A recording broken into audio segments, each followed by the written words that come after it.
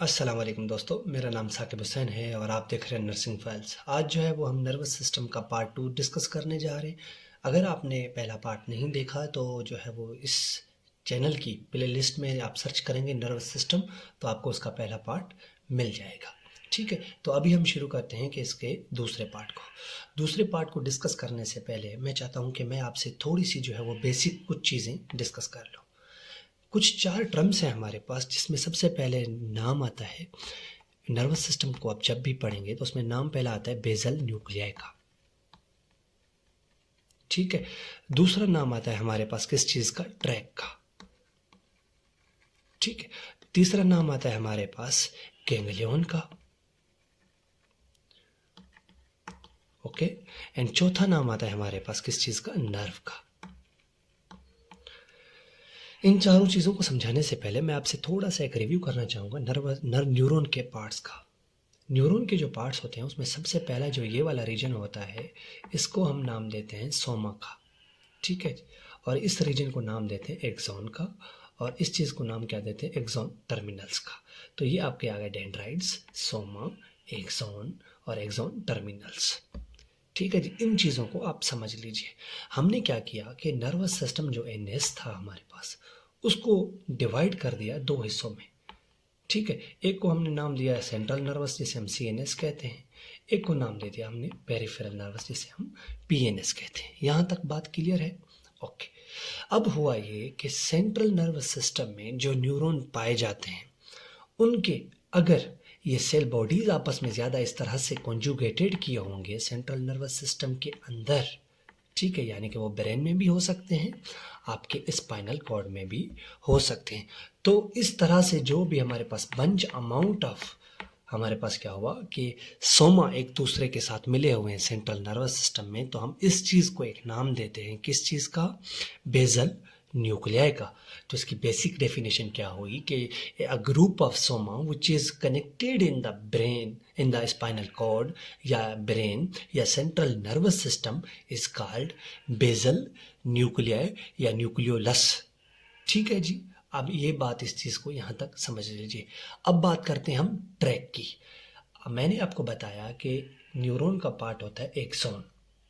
अब क्या हुआ कि ये एक्सॉन एक दूसरे के साथ बंच अमाउंट ऑफ में हमारे पास ग्रुप की सूरत में मिल गए सेंट्रल नर्वस सिस्टम के अंदर। इस कॉम्प्लेक्स चीज़ को सेंट्रल नर्वस सिस्टम के अंदर हम नाम देंगे ट्रैक का, TRAC का।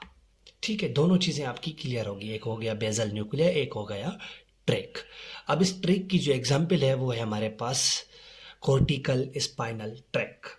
ठीक है, अब ट्रैक का जैसे ही आपने नाम सुना, आपका जो है वो ट्रिगर हुआ कि ट्रैक जो है वो हमने पढ़ा था कि सेंट्रल नर्वस सिस्टम में अगर एक्सोन आपस एक दूसरे के साथ मिलेंगे तो वो फॉर्म करेंगे ट्रैक को। अगर सेंट्रल नर्वस सिस्टम में सोमा या सेल बॉडी एक दूसरे के साथ कॉन्जुगेटेड होगी तो उस चीज़ को हम नाम देते हैं बेसल न्यूक्लियाई का। अब हमने जो ये सेंट्रल नर्वस सिस्टम को तो कर दिया क्लियर। अब हम बात करते हैं अपने तीसरे और चौथे पॉइंट, जो कि है गैंग्लियन और नर्व का। ये सेल बॉडीज जब हमारे पास पेरिफेरल नर्वस सिस्टम में मिलती हैं ना बंच अमाउंट में, तब हम इस चीज़ को पेरिफेरल नर्वस सिस्टम में नाम देते हैं गैंग्लियन का। ये याद कर लीजिए, जब भी गैंग्लियन की बात हो रही है ना, तो आपके जहन में ये ट्रिगर होना चाहिए कि ये group of soma which are a complex material and which is formed in the PNS, यानी कि ऐसा ग्रुप जिसमें सेल हमारे पास न्यूरॉन की सेल बॉडीज़ या सोमा पेरिफेरल नर्वस सिस्टम में एक कॉम्प्लेक्स स्ट्रक्चर बना रही हैं, तो इस चीज़ को हम नाम देते हैं गैंग्लियन का। और ये स्ट्रक्चर हो गया एक्सॉन का। जब पेरिफेरल नर्वस सिस्टम में एक्सॉन एक दूसरे के साथ मिलके एक कॉम्प्लेक्स स्ट्रक्चर बनाते हैं, एक फाइबर की शीट बना लेते हैं, उस चीज़ को हम नाम देते हैं नर्व का। ठीक है, तो मैंने आपको अभी के लिए बेसिक के लिए 4 चीज़ें बताई, 4 टर्म्स बताई जो कि बहुत अहम है: बेसल न्यूक्लियाई, ट्रैक, गैंग्लियन और नर्व का। ठीक है, तो बेसल न्यूक्लिया की मैंने ये डेफिनेशन बताई आपको कि सेंट्रल नर्वस सिस्टम में क्या हुआ कि जैसे ही bunch amount of soma cell bodies एक दूसरे के साथ मिली और एक कॉम्प्लेक्स शक्ल अख्तियार कर ली, उस चीज़ को हमने नाम दिया बेसल न्यूक्लिया का। और सेंट्रल नर्वस सिस्टम में जब एक दूसरे के साथ ये हमारे पास एक्सोन एक दूसरे के साथ मिले और एक कॉम्प्लेक्स स्ट्रक्चर फॉर्म कर लिया, तो उस चीज़ को हमने नाम दिया ट्रैक का, जिसकी एक सादा सा मिसाल है कॉर्टिकल स्पाइनल ट्रैक की। अब आते हैं peripheral nervous system. Peripheral nervous system में जब सोमा या सेल बॉडीज ने एक दूसरे के साथ मिलके एक कॉम्प्लेक्स स्ट्रक्चर या शक्ल अख्तियार कर ली, उस चीज़ को हम नाम देते हैं गैंग्लियन का। और पेरिफेरल नर्वस सिस्टम में जब ये एक्सोन एक दूसरे के साथ मिलके एक कॉम्प्लेक्स स्ट्रक्चर बना लेते हैं, तो उस चीज़ को हम नाम देते हैं नर्व का। अब मुझे लगता है कि हमने जो है वो बेसिक्स कर लिए हैं, अभी हमें अपने दूसरे पार्ट को पढ़ने में बड़ी आसानी होगी। अब हम बात करते हैं एक्सोनल ट्रांसपोर्ट इन न्यूरॉन की। मैंने आपको पहली वीडियो में सारी चीज़ें को स्टेप बाय स्टेप समझाई कि एक्सोन के कितने, हमारे पास न्यूरॉन के कितने पार्ट्स होते हैं, उसमें एक्सोन में किस तरह से जो है वो एक्शन पोटेंशियल ट्रांसफ़र होता है। अब हम बात करते हैं कि इसी एक्सोन के अंदर ट्रांसपोर्ट किस तरह से होती है हमारे पास, और इस ट्रांसपोर्ट को हम नाम देते हैं एक्सोनल ट्रांसपोर्ट का। ठीक है, तो ट्रांसपोर्ट इन एक्सोन जो कि दो किस्म की होती है और ये कैरी करती है materials from the cell body to the axon terminals तक और उससे भी आगे। अब हुआ ये, एक मिसाल समझिए कि ये है हमारे पास क्या, सोमा सेल बॉडी, ये हुआ एक्सोन, ये हुए हमारे पास एक्सोनिक टर्मिनल्स। अब हुआ ये कि यहाँ से जो है वो हमने प्रोटीन्स को ट्रांसफ़र करना है इसी पार्ट के अंदर, तो वो प्रोटीन्स किस तरह से होंगी, तो वो प्रोटीन्स होती हैं बेसिकली दो तरीकों के साथ ट्रांसफ़र। ठीक है जी। अब हमने पहली चीज़ को नाम दिया सिलो एक्सोनल ट्रांसपोर्ट का और दूसरी चीज़ को नाम दिया फास्ट एक्सोनल ट्रांसपोर्ट का। सिलो एक्सोनल ट्रांसपोर्ट क्या है कि इसको हम सिलोवर सब्सटेंस कहते हैं, और ये एक दिन यानी कि 24 घंटों के अंदर 1 to 5 मिलीमीटर का जो है वो सफ़र तय कर सकती है, और ये एक जो है वो डायरेक्शन में तय करती है। अब इस चीज़ को समझ लीजिए, ये हुआ आपका एक्सोन, हमारे पास सेल बॉडी, ये एक्सोन हुआ, ये एक्सोनिक एंड टर्मिनल्स आ गए। हुआ ये कि यहाँ से जो है वो प्रोटीन्स, जो मिनरल्स हैं, मटेरियल्स हैं, वो ट्रांसफ़र होने हमारे पास इन एक्सोनिक एंड टर्मिनल्स की तरफ। ठीक हो गया। अब हमने दो जो है वो चीज़ें पढ़ ली कि एक होती है फास्ट एक्सोनल ट्रांसपोर्ट, एक चीज़ को हमने नाम किस चीज़ का दिया कि एक होती है हमारे पास सिलो एक्सोनल ट्रांसपोर्ट। सिलो एक्सोनल ट्रांसपोर्ट क्या करती है, वो एक दिन में 1 to 5 मिलीमीटर का सफ़र तय कर पाती है, और ये क्या होती है कि वन डायरेक्शन में जो है वो सफ़र करती है। मिसाल के तौर पे अब इसने जो है वो मिनरल्स या मटीरियल्स यहाँ से लेके इस तरफ जाना है ना, तो ये वापस यहाँ से जो है वो बचे हुए को वापस नहीं ला सकती। तो जो वो चीज़ जो कि वन डायरेक्शन में होती है ना, हमारे पास एक ही जगह पे सफ़र करे, ठीक है, तो उस चीज़ को हम क्या नाम देते हैं, एंटीरोगेरेट का। ऐसी ट्रांसपोर्ट जो कि वन डायरेक्शन में मूव करे, तो उस चीज़ को हम नाम देते हैं एंटीरोगेरेट का, ANTEROGRAD। तो सबसे पहले हमने डिस्कस किया सिलो एक्सोनल ट्रांसपोर्ट को, जो कि यूज़ करती है एंटोगेरेट मेथड को, जो कि एक दिन में तय करती है तकरीबन 1 to 5 मिलीमीटर पर डे का सफ़र, और ये वन डायरेक्शन में मूव करने के साथ ये क्या सप्लाई करती है, न्यू एक्सोन्स को ये सप्लाई करती है हमारे पास क्या, मटेरियल्स सप्लाई न्यू एक्सोन। तो यहाँ जो वो न्यूरॉन्स जिनके एक्सोन्स जो हैं वो रिपेयर होने जा रहे हैं, रीजनरेट होने जा रहे हैं, उनमें कोई डैमेज आ गया है, तो उन चीज़ों को मेंटेन करने के लिए बॉडी क्या करती है हमारे पास, या सेल हमारे पास न्यूरॉन सेल क्या करता है, इसी जो है वो सिलो एक्सोनल ट्रांसपोर्ट मेथड को यूज़ करता है। अब हम बात करते हैं अपने दूसरे को, और वो दूसरी ट्रांसपोर्ट कौन सी है, fast axonal transport. Fast axonal transport क्या करती है, ये दो किस्म की प्रोटीन्स यूज़ करती है एज अ टैक्सी के तौर पे। एक को नाम देते हैं हम डायनिन का, ठीक है जी, एक को नाम देते हैं हम डायनिन का, और एक दूसरे को नाम देते हैं काइनेसिन का। और ये यूज़ करती है ज़्यादातर हमारे पास न्यूरोट्रांसमीटर को ट्रांसपोर्ट करने के लिए। जब न्यूरोट्रांसमीटर्स बन जाते हैं, उनको हमारे पास जो सिनेप्टिक एंड ब्लब्स हैं वहाँ तक पहुँचाने के लिए क्या होता है कि ये ट्रांसपोर्ट हमारे पास काम आती है, और ये दो मेथड यूज़ करती है, दो मैनर में जो है वो हमारे पास मेथड ट्रांसपोर्ट यूज़ करती है। एक होता है रेटिरोगेरेट, एक होता है एंटीरोगेरेट। आपने ये चीज़ समझ ली कि न्यूरॉन को जो है वो जब दोनों पार्ट्स में ट्रांसपोर्ट करनी है, ठीक है, एक हो गया एंटीरोगेरेट, एक हो गया रेटिरोगेरेट, ठीक है। तो ये मेथड कौन यूज़ करता है हमारे पास? फास्ट एक्सोनल ट्रांसपोर्ट यूज़ करती है, और ये एक दिन में तकरीबन 200 से 400 मिलीमीटर पर डे जो है वो एंटीरोग्रेड एंड रेडिरोग्रेड मैनर में जो है वो ट्रांसपोर्ट करती है। और ये ज़्यादातर किन चीज़ों को यूज़ करती है हमारे पास ट्रांसपोर्ट करती है? न्यूरो ट्रांसमीटर्स को। तो आपने ये बात समझ ली कि एक्सोन में जो है वो ट्रांसपोर्ट होती है मटेरियल्स को जो है वो सेल बॉडी से जाने के लिए साइनेप्टिक एंड टर्मिनल्स की तरफ। तो दो किस्म की हमारे पास ट्रांसपोर्ट यूज़ होती है, एक को नाम देते हैं स्लो एक्सोनल ट्रांसपोर्ट का और एक को देते हैं फास्ट एक्सोनल ट्रांसपोर्ट का। फास्ट एक्सोनल में एज अ टैक्सी के तौर पे डायनिन और काइनेसिन जो है वो अहम किरदार अदा करती हैं। वो क्या करती हैं? न्यूरोट्रांसमीटर को लेंगी, अपने ऊपर बाइंड करेंगी और उनको जो है वो जाके पहुंचाएंगी साइनेप्टिक एंड टर्मिनल्स की तरफ। और वहाँ से जो बचे हुए न्यूरॉन्स हैं, वहाँ न्यूरोट्रांसमीटर्स हैं, वहाँ से जो भी हमारे पास मटेरियल है उसको वापस लेके आएंगी हमारे पास सेल बॉडी या सोमा की तरफ। ये हो गया आपका एक्सोनल ट्रांसपोर्ट का बेसिक मैकेनिज्म। अब हम बात करते हैं कि न्यूरॉन की जो है वो स्ट्रक्चर के तौर पे हमने न्यूरॉन को कितने जो है वो हिस्सों में डिवाइड किया हुआ है। तो on the basis of structure हमने न्यूरॉन्स को जो बेसिक स्ट्रक्चर है उनकी बुनियाद पे 3 हिस्सों में डिवाइड किया हुआ है या 3 पार्ट्स में डिवाइड किया हुआ है। या ऐसे समझ लीजिए कि हमारे pass on the basic of structure neuron 3 किस्म के होते हैं।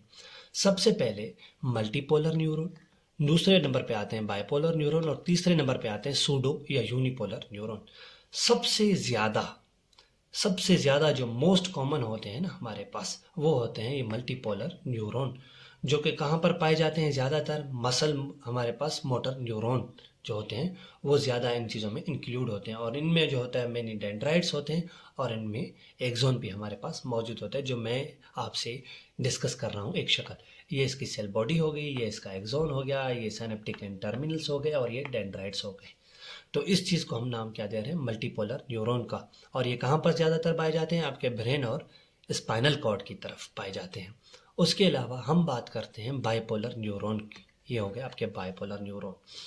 ये न्यूरॉन हमारे पास ज़्यादातर आपके retina of I, inner air और ओल्फैक्टरी एरिया ऑफ ब्रेन में पाए जाते हैं। इनमें क्या होता है कि जो सेल बॉडीज़ होती है वो बिल्कुल बीच में पाई जाती है। एक तरफ एक्सोन होता है, एक तरफ डेंड्राइट होते हैं।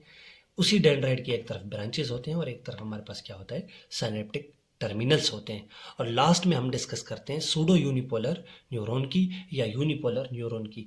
ये क्या करते हैं? ज़्यादातर अहम न्यूरॉन होते हैं जो भी आपकी बॉडी की सेंसेशन होती है, जैसे हमारे पास जो कि आल किस्म के जो है वो स्टिमुलस को जो है वो डिटेक्ट करने के काबिल हो।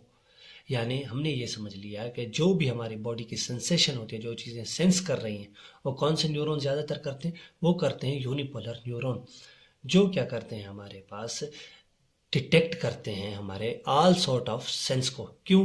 क्योंकि ये एज अ फंक्शन करते हैं, function as a sensory receptor के तौर पे फंक्शन करते हैं न्यूरॉन। कौन से न्यूरॉन? Unipolar neuron. और एक लास्ट में आते हैं हमारे पास एक्सोनिक न्यूरॉन। ये एक्सोनिक न्यूरॉन क्या करते हैं? ब्रेन में जो है वो मौजूद होते हैं और इनमें क्या होता है कि सिर्फ ये आपकी सेल बॉडीज़ होती हैं और इनके लास्ट में मौजूद क्या होते हैं हमारे पास? डेंड्राइट्स। इनमें एक्सोन का जो है वो मिसिंग होता है। ठीक है। और ये हमारे पास बेसिक स्ट्रक्चरल डाइवर्सिटी हो गई न्यूरॉन की। अब हम बात करते हैं फंक्शनल क्लासिफिकेशन ऑफ न्यूरॉन की। On the basis of function हमने न्यूरॉन को जो है वो 3 जो है वो टाइप्स में डिवाइड किया हुआ है। किस तरह से डिवाइड किया हुआ है? हमने ये इस तरह से डिवाइड किया हुआ है on the basis of action potential, कि वो न्यूरॉन जो कि सेंसरी रिसेप्टर्स न्यूरॉन की मदद से किसी भी स्टिमुलस को अगर डिटेक्ट कर रहे हैं, वो किस तरह से मैसेज सेंट्रल नर्वस को दे रहे हैं। या तो वो मोटर है या तो वो सेंसरी। अब मिसाल के तौर पे मैंने ये कहा कि ये आपका हाथ है। इस हाथ ने क्या किया कि एक सेंस को डिटेक्ट किया। इसने यही किया कि ये गया स्पाइनल कॉर्ड की तरफ, ये आपकी स्पाइनल कॉर्ड आ गई। ठीक है। और ये स्पाइनल कॉर्ड किस चीज़ का पार्ट है? आपके सेंट्रल नर्वस सिस्टम का पार्ट है। इसने क्या किया कि यहाँ से जो है वो साइनेप्टिक टर्मिनल्स जो होंगे न्यूरॉन के मौजूद, यहाँ पर सेल बॉडी आएगी और फिर यहाँ पर क्या होंगे? डेंड्राइट्स वगैरह होंगे। हुआ ये कि इसने यहाँ से जो है वो ये डिटेक्ट किया, ये मैसेज दिया सेंट्रल नर्वस सिस्टम को। अब जिस तरह से इसने ये सेंसरी वाला काम किया ना, यानी कि इसने मैसेज जो है वो सेंट्रल नर्वस सिस्टम को कन्वे किया, वो न्यूरॉन जो कि हमारे पास मैसेज को है वो सेंसरी रिसेप्टर की मदद से जो है वो डिटेक्ट करते हैं, एक्टिवेट करते हैं एक्शन पोटेंशियल को, और ये मैसेज कन्वे करते हैं सेंट्रल नर्वस सिस्टम को। किनकी मदद से? क्रेनियल या स्पाइनल नर्व की मदद से। इन तरह के न्यूरॉन को हम नाम देते हैं सेंसरी और एफरेंट न्यूरॉन का। एक दफ़ा दोबारा बता देता हूँ। वो न्यूरॉन जो कि हमारे पास किसी भी सेंस हमारे पास स्टिमुलस को डिटेक्ट करेंगे और वही मैसेज कन्वे करेंगे सेंट्रल नर्वस सिस्टम को। तो इस तरह के न्यूरॉन को हम नाम देते हैं सेंसरी या एफरेंट न्यूरॉन का। अब हुआ ये कि ब्रेन ने या स्पाइनल कॉर्ड ने उस मैसेज को जो है वो रीड किया और उनके हमारे पास रिप्ले में एक जो है वो दोबारा में से एक्शन पोटेंशियल जनरेट किया। और वो एक्शन पोटेंशियल क्या होगा कि सेंट्रल नर्वस सिस्टम से from the central nervous system to effector muscle भी हो सकते हैं और ग्लैंड्स भी हो सकते हैं in the peripheral nervous system. किनकी मदद से? क्रेनियल या स्पाइनल कॉर्ड की मदद से उन्होंने क्या किया कि एक मैसेज को डिटेक्ट किया और वो जो है वो अब उसका जवाब भेज रहे हैं। तो इस जवाब वाले जो है वो न्यूरॉन को हम क्या नाम देते हैं? मोटर या इफरेंट न्यूरॉन को। ठीक है। अब ये मोटर या इफरेंट न्यूरॉन क्या करेंगे? हमारे पास मैसेज कैरी करके जाएंगे मसल या ग्लैंड की तरफ और जो है वो अपना रिस्पॉन्स जनरेट करवाएंगे। एक बीच में आते हैं हमारे पास इंटर या एसोसिएशन न्यूरॉन। ये क्या करते हैं? सेंट्रल नर्वस सिस्टम से मैसेज को डिटेक्ट पेरिफेरल नर्वस सिस्टम से मैसेज को डिटेक्ट करके सेंट्रल नर्वस सिस्टम को देंगे और सेंट्रल नर्वस सिस्टम से मैसेज को डिटेक्ट करके पेरिफेरल नर्वस सिस्टम को देंगे। ये क्या करते हैं? हमारे पास कम्युनिकेशन का किरदार अदा करते हैं सेंसरी और मोटर न्यूरॉन के दरमियान। अब हम बात करते हैं हमारा जो अहम टॉपिक है आज का, जो है न्यूरोग्लिया, जो कि बहुत अहम है हमारे लिए। हमने इनको पढ़ना अच्छे तरीके से लाजिम है। क्यों लाजिम है हमने इनको अच्छे तरीके से पढ़ना? क्योंकि ये होते हैं हमारे पास सपोर्टिंग स्ट्रक्चर्स। आपसे कोई भी डेफिनेशन पूछे कि what is neuroglia, what is glial cell, तो आप ये कहेंगे कि ये नर्वस सिस्टम में एक सपोर्टिंग स्ट्रक्चर होते हैं। ये एक्शन पोटेंशियल जनरेट नहीं करते, लेकिन ये हमारे पास न्यूरॉन को हमारे पास न्यूट्रिशन, हमारे पास उनकी प्रोटेक्शन, सेरेब्रोस्पाइनल फ्लूइड की फॉर्मेशन, माइलिन शीट की फॉर्मेशन में अहम किरदार अदा करते हैं। ये न्यूरोग्लिया कितने किस्म के होते हैं? न्यूरोग्लिया बेसिकली 6 किस्म के होते हैं।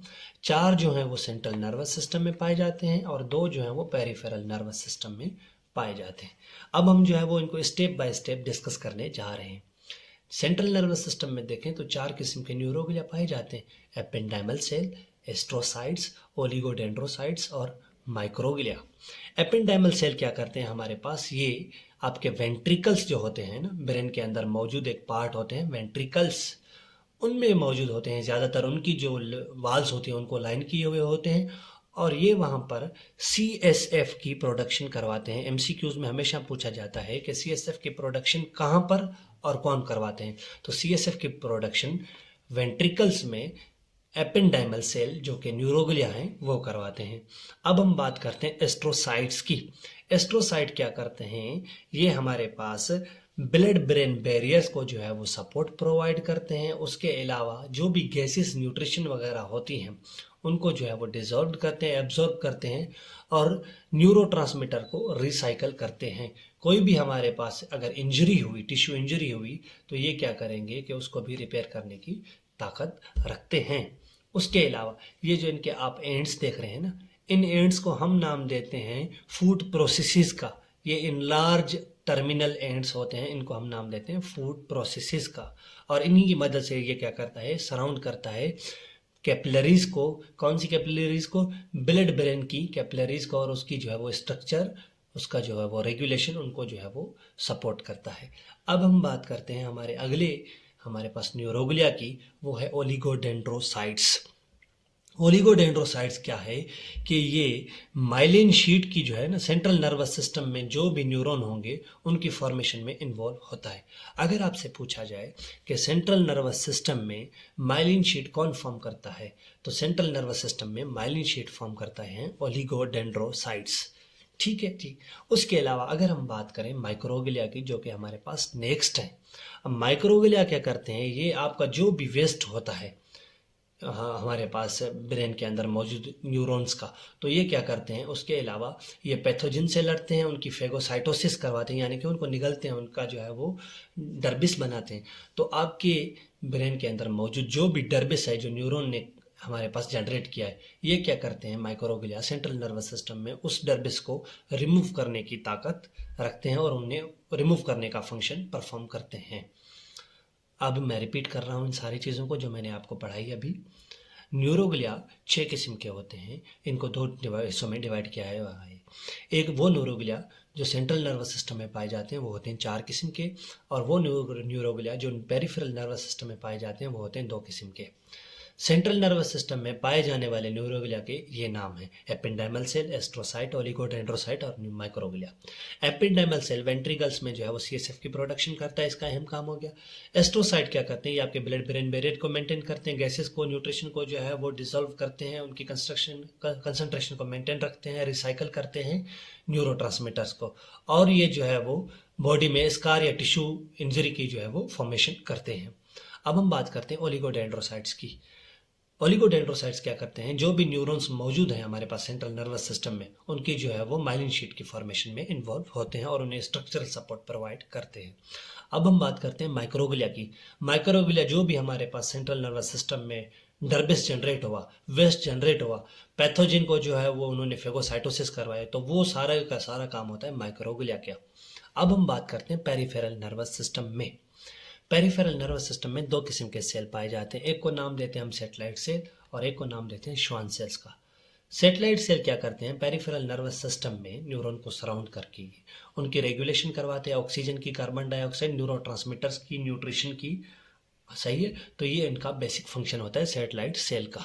अहम काम क्या हुआ, रेगुलेशन हुआ CO2, O2, nutrient and neurotransmitters का। अब हम बात करते हैं श्वान सेल की। श्वान सेल इनका नाम है, प्रोनाउंसिएशन अच्छे से कीजिए, श्वान सेल।